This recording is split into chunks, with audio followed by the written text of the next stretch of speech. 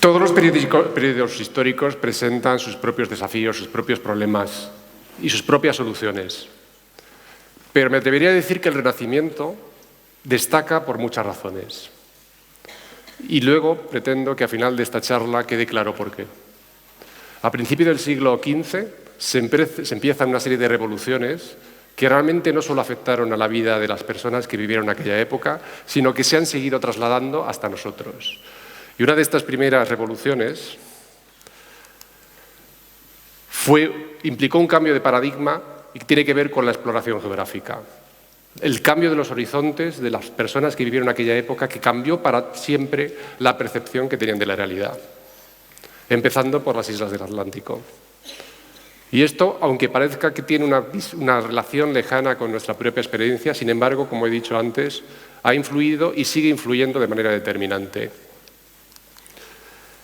Pero empecemos solo para dar una perspectiva histórica, cómo empieza esta visión racional del mundo que ha sido esencial para comprender nuestro entorno y para transformarlo, con el cambio que se produce hace 2500 años en Grecia, donde hay una interpretación totalmente distinta de la realidad, donde se empieza a entender una tierra situada en un universo, con una cosmología que depende de ese pensamiento racional, y que, sin embargo, a nosotros ahora mismo se nos antoja ciertamente lejana con esa representación mucho más compleja, mucho más sofisticada. Con por ejemplo, esa imagen de nuestro propio planeta, que es una de las imágenes más extraordinarias y más precisas que ha sido conseguida, por ejemplo, con la Agencia Espacial Europea, o con nuestra propia posición en el universo. Pero ¿cómo ha sido ese cambio de paradigma? ¿Cómo ha sido ese proceso? ¿Cómo hemos llegado hasta realmente donde estamos? Pues durante ese periodo se fundamentaron en un movimiento llamado humanismo y utilizaron esencialmente también una disciplina científica que es la astronomía, para ser más preciso, la cosmografía, que también incluye la geografía. Y el humanismo implica un regreso a los cánones clásicos. Espero que se me escuche aunque se corte el sonido. Un predominio de la razón y el uso de la argumentación frente al principio de la autoridad que estaba dominando hasta ese momento, no solo en el ámbito académico, en las propias universidades, sino también en la jerarquía intelectual y en la jerarquía religiosa. Implica también una idealización de la realidad, es el aquí y el ahora, y un positivismo sobre que todo puede ir mejor. Y para resumir esto, un intelectual de aquella época, que murió desgraciadamente muy joven, Pico de la Miranda, escribió un libro que fue esencial y que ha sido clasificado como la Biblia del humanismo, del Renacimiento, que es el discurso de la dignidad del hombre, y que enfatiza tres aspectos concretos: el valor de la diversidad, de la dignidad humana y de la propia individualidad. Y yo creo que son tres valores que cualquiera de nosotros podría suscribir perfectamente. Pero antes de llegar a esta revolución hubo una idea del mundo que duró prácticamente 1300 años, que fue establecida por un erudito en la Alejandría grecorromana, Claudio Ptolomeo, que describió el mundo en el que vivían todas las personas hasta el siglo XV, con un mapa más o menos preciso del área mediterránea, y con esa posición en una cosmografía donde la Tierra era el centro de todo. Pero ya en el siglo XV esa visión cambia con los descubrimientos geográficos. Es un desafío a esa preconcepción que se había establecido con anterioridad.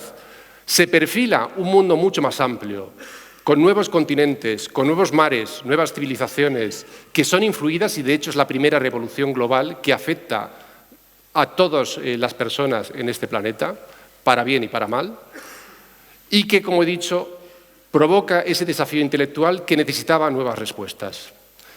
Es un verdadero tsunami de la información, es una avalancha que plantea unos interrogantes extraordinarios, empezando por los manuscritos que llegaron desde Bizancio, no solo con la conquista de la capital en 1453, sino con anterioridad ya estaba llegando un gran flujo de información, con la imprenta como herramienta de difusión de la misma, y, como he dicho, con esos descubrimientos geográficos que presentaban unos graves desafíos a la concepción que existía en ese momento de lo que era el mundo. A mí estos desafíos me suenan muy familiares, porque realmente ahora mismo vivimos en una revolución similar, donde la ciencia y la técnica nos está presentando una cantidad tal de conocimientos, donde tenemos acceso a veces de una manera que nos satura a través de Internet y donde además simultáneamente tenemos unas redes, las redes sociales, que nos permiten difundir esa información de manera global. Pero cómo hacemos uso de las mismas es uno de los graves problemas de la actualidad. Esa revolución científica que aparece con posterioridad, de hecho, está basada en un problema que parece nimio, es un problema realmente astronómico, que es la determinación de la longitud, la posición de un barco en alta mar, por ejemplo, en la dirección este-oeste. Tenía en ese momento, en el siglo XV, XVI, XVII, unas gravísimas implicaciones económicas, militares, geoestratégicas, porque era esencial saber qué tierras pertenecían a qué país y cómo se podía navegar de manera segura hasta aquellos lugares. De hecho, este mapa, por ejemplo, a mediados del siglo XVII, representa los pocos lugares en el planeta cuya localización se conocía de manera precisa. Es incluso sorprendente que con esas herramientas tan primitivas desde el punto de vista técnico pudieran ser capaces de plantearse rutas oceánicas, como por ejemplo el galeón de Manila, que durante 300 años conectó Filipinas y México. Pues en ese periodo, en el normanismo, durante el Renacimiento, hicieron uso de esas transcripciones de los manuscritos griegos que llegaban desde Oriente, hicieron uso de la imprenta para difundir esa información, crearon una correspondencia, una red de correspondencia epistolar, era red a todos los eruditos, todas las personas interesadas en el propio continente, a pesar de los numerosos conflictos bélicos, y utilizaban un lenguaje común, que era el latín académico, en oposición al latín religioso. Era un latín que hacía referencia al clasicismo romano de Cicerón. Era una nueva manera de expresarse que implicaba también una nueva manera de pensar. Y además, esas síntesis que fueron necesarias durante aquella época fueron realizadas por unos eruditos que tienen una visión holística, una visión completa de la realidad. Por ejemplo, esto es uno de los manuscritos que más ha influido por la evolución de la historia del pensamiento, es de Revolutionibus, un texto astronómico de 1543 que desplazó el centro del universo desde la Tierra hacia el Sol y provocó con ello un verdadero caos intelectual. Ahora mismo seguimos, en cierta manera, con los mismos tipos de problemáticas. La cosmografía de la que hablaba antes, la astronomía y la geografía, se usan para muchos motivos, para muchos objetivos diversos. Uno de ellos es una guerra soterrada, es un conflicto oculto, que es la nueva división del mundo de los recursos naturales que hasta ahora no están siendo explotados. La ley del mar, por ejemplo, cambió hace unos cuantos años. Hay una serie de reclamaciones territoriales que están basadas en conocimientos científicos, exploraciones que se están realizando ahora mismo, tanto en la Antártida o, por ejemplo, para poner un caso más cercano, España mismamente hace unos meses reclamó unos 350.000 kilómetros cuadrados en el Atlántico como área de exclusión marítima y de explotación. Es un 75% de la propia superficie del país, o sea que no es cuestión baladí. Y, como he dicho, en el Ártico hay una batalla soterrada, hay una lucha por conseguir esos dominios, esos territorios que permitan hacer explotación. Pero es que no solamente es eso. Ahora mismo nuestras propias comunicaciones, nuestro propio flujo de información o explotación de recursos pasan por el uso de satélites que están en órbita, los GPS que tenemos todos o los satélites, los sistemas de comunicaciones.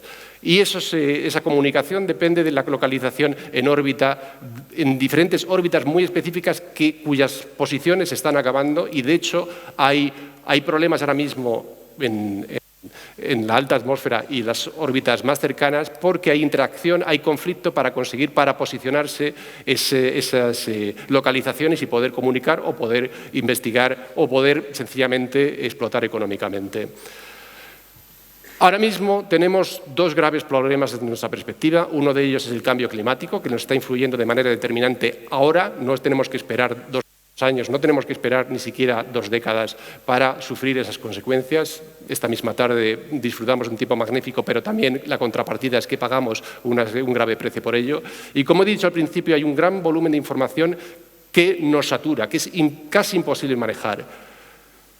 El humanismo, o más correctamente desde mi punto de vista, la ciencia humanista, es la extensión de la forma que utilizaron en el siglo XV y XVI para responder a ese flujo de información. Es eliminar esa falsa dicotomía entre humanidades y ciencia. Esa separación para interpretar la realidad solo acontece a partir del siglo XVII. Implica una educación integral de los ciudadanos, no la formación de técnicos, personas con capacidad crítica para absorber esa información, digerirla y actuar en consecuencia.